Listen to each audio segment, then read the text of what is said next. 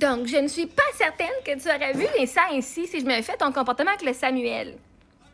Ça tombe-tu bien? On le saura jamais! Parce que c'est pas arrivé! La réalité, là, c'est que là, t'es dans ta tête. Elle t'imagine un scénario qui n'existe pas. Mais est-ce que je prends autant de jus que ça dans ton cerveau, ma chère Billy du Soleil? La réalité, là, c'est que tu le sauras jamais si mon mari m'aurait divorcé ou pas. Tu peux t'y péter les séances. Va écrire un livre au pire. La vie imaginée de Marie-Ève Mongrain. Parce que la réalité, les faits sont que mon mari m'a aimé, je l'aimais, il a eu cancer, il est mort, point final. Jamais tu pourras avoir l'histoire véridique que je n'étais pas aimée, que mon mari a divorcé, qu'on ne saura pas Marie-Ève, elle a battrippé, elle n'aurait pas accepté. Tout ça. Ah, t'as vraiment pas tort, parce que moi, je suis devenue qui je suis aujourd'hui à cause que j'ai rencontré Samuel. Fait que ce petit trip-là de commencer à avoir ma valeur, puis tout, puis à parler, probablement que ça aurait arrivé avec Eric, mais peut-être non plus que ça aurait pas arrivé. Fait que je suis d'accord avec toi. Mais en même temps, on le saura jamais parce que c'est pas ça la vraie histoire. Fait que, ça te tente, va t'imaginer un scénario fictif dans ta tête imaginaire. Mais ma question à poser, c'est pourquoi est-ce que tu irais perdre ton temps à imaginer une histoire qui n'existe pas et qui n'existera jamais? Si c'est pas pour au moins en faire de l'argent. Tu vas au moins écrire un roman là-dessus, tu sais. La vie fictive de Marie-Ève. Au moins, tu vas au moins bénéficier de ton imagination et de ton temps. À quantité de temps que tu prends à perdre, à penser à moi, puis à penser à mon mari, puis les positions dans lesquelles on était, puis si on allait, genre... Comment est-ce qu'un gars de 6 pieds 2 peut prendre une femme en arrière de 5 pieds 2? OK? Il m'a donné de quoi imaginer. Réponse. Hey, vous voulez vous imaginer des scénarios, Colin? Allez vous imaginer des scénarios? Mais moi, encore plus que là, on va aller un petit peu plus loin. Ce que je te suggère, c'est de voir les faits pour ce qu'ils étaient. Voir les faits pour ce qu'ils étaient. Pas émotionnellement, mais voir les faits pour ce qu'ils étaient. Voici ce qui est arrivé, voici ce que j'ai fait, voici ce qui s'est passé, point final. Parce que là, tu perds du temps à essayer d'imaginer un scénario qui ne sera jamais arrivé et tu n'auras jamais cette réponse-là. Tu peux te dire, tu es certaine, mais moi, je suis certaine que ça n'arrivera pas parce qu'il est mort. Fait que ça n'a pas d'importance. Qu'est-ce que tu crois? Parce que c'est une perte de temps sur un scénario qui n'existe pas et qui n'existera jamais. Parce que les faits sont qu'on s'aimait puis il est mort du cancer. Point final. Fait que tu peux te faire des fantasmes de mon sujet en disant « Ah, elle l'aurait pas bien pris. » Tu peux te faire des fantasmes à m'imaginer. Chris, vous fantasmez sur OnlyFans, des fantasmes sur moi sexuellement. Vous fantasmez sur moi, je suis en général. Je prends tellement de temps dans votre tête que vous allez même vous imaginer des scénarios qui n'existeront jamais. Pourquoi est-ce que votre vie est si douloureuse que ça que vous devez vous imaginer un scénario qui n'existe pas dans ma vie? Est-ce que c'est si difficile de voir que j'ai été aimée et choisie par mon mari et que je l'ai aimé, je l'ai choisi et que parce qu'il est mort, j'ai dû changer de direction et changer de vie parce que la personne, lui, est mort, il y a eu un enterrement.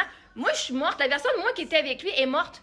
Sauf qu'elle n'a pas été enterrée, elle n'a pas eu de funérailles, elle n'a pas eu de au revoir. Elle, c'était genre, elle n'existe plus.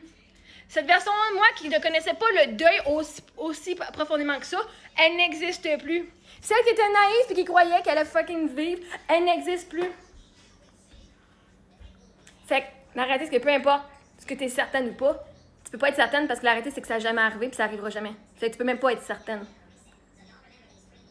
Moi, je suis certaine que ça n'arrivera jamais. Ça, par contre, c'est une certitude. Je te garantis, là, ma main au feu, qu'Éric va jamais me divorcer. Puis on ne saura jamais quel genre de comportement je vais avoir quand il va me divorcer. Parce qu'il est fucking mort. Même, tu vois-tu, je préférais le divorce puis moi qui go bad trip crazy. Moi, j'appelais ça mon bad shit crazy. Mais en réalité, c'est juste moi qui commençais à s'exprimer puis à dire fuck that shit, mes besoins sont importants. Puis ça aurait tout arrivé avec Eric. Mais vois-tu, avec Eric, j'avais une relation. Fait que moi qui aurais dit ce que je pense puis qui... Mais nous, on avait une relation, c'est ce qu'on pouvait tout dire quand même, là, quand j'étais assez confortable. Puis quand je disais quelque chose, il changeait. Avec Sam, c'est ça l'affaire. Avec Sam, il y avait des red flags, puis c'était mixed signal, là. Moi, avec Eric, il me choisissait.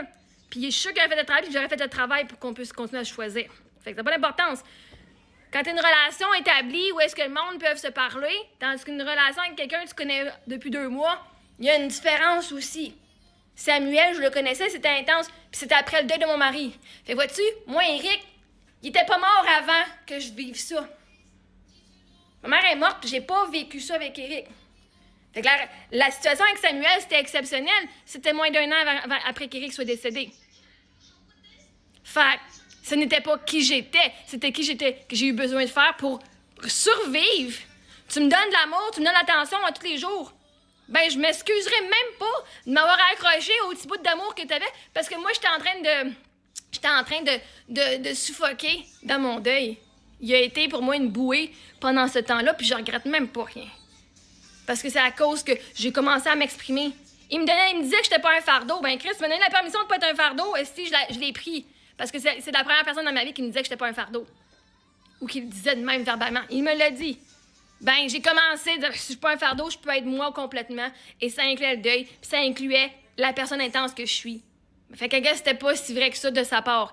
Il a raison que j'étais pas un fardeau. Maintenant, sa capacité de me supporter était moindre. Puis vois-tu, si j'avais pas vécu cette situation-là, aujourd'hui, je pourrais pas être capable de dire ces choses-là. Fait que regarde les faits pour ce qu'ils sont, au lieu de te faire des fantasmes de ce que tu aimerais que ce soit. La différence est, mon mari, ça faisait 14 ans que j'étais avec, Samuel, ça fait 2 mois que je le voyais. On n'avait pas la même relation, on n'avait pas la même relation émotionnelle, la même connexion.